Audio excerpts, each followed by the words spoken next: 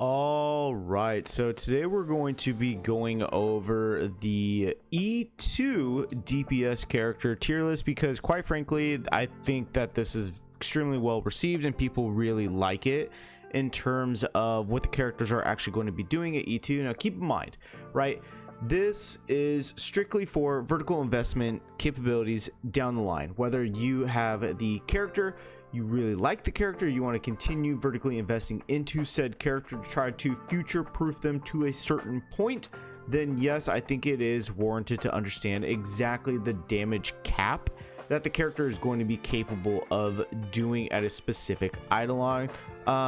If you guys want me to continue this even further, then just let me know, because personally, like I said, I really enjoy it, but I want to make sure you guys enjoy it as well. Obviously, we went over the E1s for the DPS characters, and we went over E1 for supporting, and supporting one for E2. I'm not sure how exactly I'm going to be going over that, but you know, we'll get there when we get there, right? So first of all, starting with some honorable mentions who actually just barely missed out on what they're capable of doing, and I'm just going to go ahead and throw them all in here to the honorable mention. Asheville, you're looking about a 62% increase from, you know, just base value, right? Moving over to Sparksy, you're looking about a 51% increase to her base value, and Oxy, you're looking about a 55% base value. And moving over here, where are you? Saber, you are looking at about a 55% base value, and Evanescia, you're looking at about a 54% base value of what the character is going to be capable of providing. And then Boot Hill, looking over like statistics and everything, it's actually very comical. But E2, typically, right, E2 you think of as like the starting threshold to where your DPS character is going to be doing massive amounts of damage. But Boot Hill, single target, is only a 16% damage increase. Yeah, 16%. At E1 he's only 9%, so it's extremely bad the fact that he's that low. So moving over now finally to the actual top 10, and starting off at number 10, we actually have a tie between Firefly and Fei Xiao. So what exactly are these two characters going to be doing when it comes to their actual E2s? Well, starting with Firefly, because she did get her, you know, her Nova Flame buff, is that while in the complete combustion state, your basic attack and enhanced skill to defeat an enemy target or weakness break their enemy allows Sam to gain one extra turn. While that inherently doesn't sound that good, it's extremely beneficial and good for Firefly because of the fact that you are already inherently going to be allowing yourself to be in more instances of your complete combustion state with her complete rework. So that is extremely good, and because of the fact that her E1 allows her to ignore the enemy's defense, so it's very strong. Fei Xiao for E2, on the other hand, is that in the talents effect, for every one instance of follow-up attack launched by allied targets, does not have to necessarily be Fei Xiao herself. She gains 1 point of flying Orises. This effect can stack up to 6 times per turn, which is extremely good because it allows her to gain more flying Orises, more stacks, to be able to deal more instances of damage. So it's an overall damage number increase. While it is extremely good, don't really think of it too much because of the fact that she is an older character. So now moving over to number 9, we actually have Mighty, and get over there, Mighty. And at E2, during the Vendetta, the damage dealt by Mighty ignores 15% of the enemy target's defense. After receives healing, converts 40% of the healed amount to charge. The tally of the converted charge cannot exceed 40 points. Fair, that's fine. Reset the tally of charge after you take action with Mighty. So very good. Allowing yourself to gain more charge with Mighty is the whole point of the character. It's essentially like the, I don't want to necessarily say the best DPS HP character, because obviously we have the remembrance units, but taking those guys out, he is arguably, at the time of this recording, because M-Blade is still not out, Mighty is still capable of being able to output all of that amazing Unga Bunga damage. So that is the reasoning why he is going to be in that state. Now, moving up at number 8 is going to be Archer. And honestly, it's kind of crazy the fact that we have a free to play character. If you know, you were one of those individuals who wanted to vertically invest into Archer, you were able to do so and actually get a really good unit, because with E2, when using your ultimate, it's going to reduce the enemy target's quantum resistance by 20% and applies quantum weakness to it, lasting for 2 turns. That is incredible, given the fact that you have quantum res shred in your inherent kit with Archer, so it's extremely good. But because of the fact that he's able to implant weakness on, or quantum weakness onto the enemy, is very good. The downside with this is that it only lasts for 2 turns, but with the most optimal Archer build, you have Sparkle on the team already, so you're allowing yourself to do a lot of damage inherently, right? And so it's, yeah, I'm more just personally surprised that a free-to-play character is actually in this state. So yeah, he is going to be number 8. Number 7 is going to be SW9s, and yes, SW9s is only number 7, even though she just came out. But keep in mind, this list is just talking about what their own individual damage increase is going to be at E2. It's not comparing them necessarily to everybody else, right? So we're looking at about a 75% DPS increase. And why is that? Well, because when you're in your God mode player state, obviously with the E1 you get the damage bonus, but the biggest aspect here is that for every 120 points of hidden MMR that you reach, Silver Wolf is going to be gaining an extra turn and regains 1 use of her enhanced basic attack. So what that means is that you are going to be in your enhanced basic mode more frequently and a lot faster, because of the fact that you're able to start cycling more and more of your hidden MMR through your rotations a lot more effectively. Because also keep in mind is that when you are in your hot instances, whenever you use your hot or your elation skill, Silver Wolf is going to be gaining hidden MMR, and that's not to mention who else is on the team providing that as well. So that is the reasoning why she is in that spot. And honestly, she's really good at E2. The damage numbers are ridiculous. Like I said, this is not necessarily comparing each of them together. It's looking at what they are capable of doing themselves. Coming in at, what number are we at? 6. It's coming in at number 6. We have Herta, the Thurta.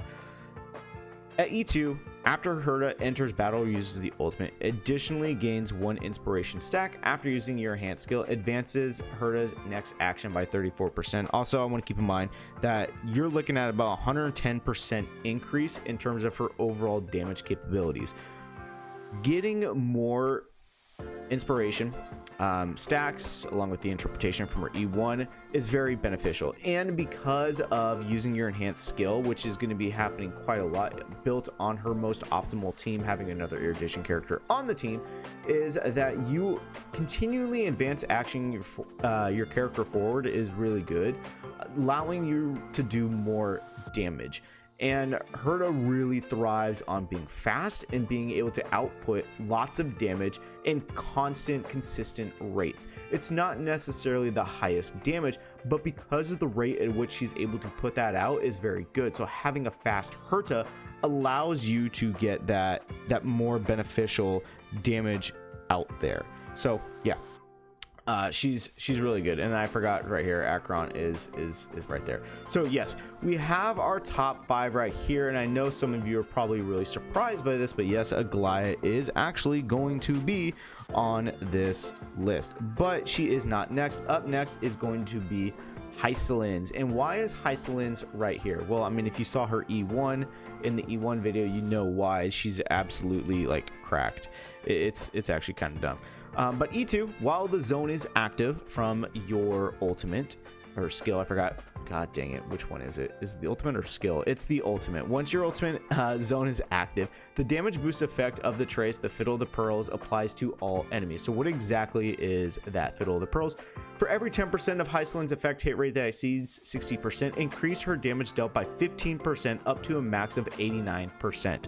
So you're looking at a dot character who is going to be doing more damage with everything that is applied, and ideally with her, you have her placed on a dot team. So that's just more dot damage that you are going to be outputting, which is ridiculously powerful. Next up, and then Heist Lens is 109% damage increase. Next up is going to be Castris at 109%. That's Aglaya, 109% as well. And the reasoning why is that after summoning Netherwing, Castris gains 2 stacks of Ardent Will, which can stack up to 2 times. It can be used to offset the HP cost of Netherwing's Memo Sprite skill and advance Castris's action by 100%. When using the next enhanced skill, Castris gains New Bud by an amount equal to 30% of max New Bud. So this basically tells you that you are able to offset, like it said, the HP consumption of Netherwing. That allows you to do more total damage overall. And being able to do very similarly to SW9's is able to cycle your key component, that being your New Bud. Being able to recycle about 30% of your max is very good because that allows you for quicker and faster rotations with Netherwing doing more and more damage. Next up is going to be Aglaya at 114%. People, let that sink in. Aglaya is strong, but in comparison to like other main DPS characters, not that strong.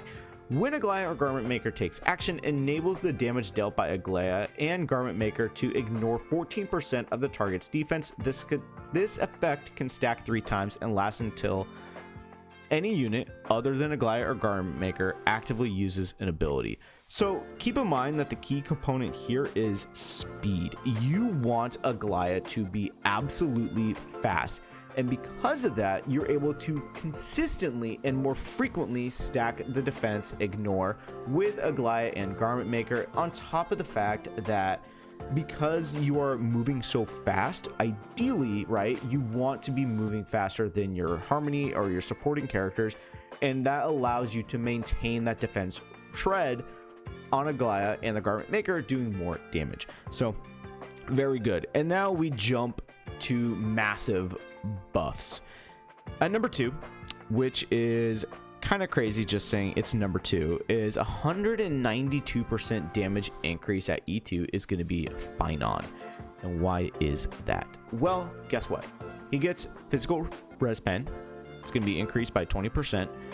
And when he is in his Kozlana form, he's going to be gaining 4 Scourge points. So you start, when one use of Foundation started as Verdict consumes 4 Scourge points, you are going to be gaining 1 extra turn. So if you're able to maintain constant Scourge points consumption up to 4, you're going to be gaining an additional turn. Doing that more frequently in the Kozlana state is absolutely pivotal, because that is where all of Finon's damage resides. And having res pen is extremely beneficial because of the fact that you're able to bypass the enemy's toughness and do more damage. It's just more astonishing and crazy to me that that damage number is so high.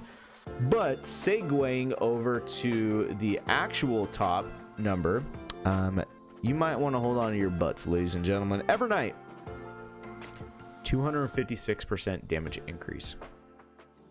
E2 increases Everknight's and Memo Sprite EV's crit damage by 40%.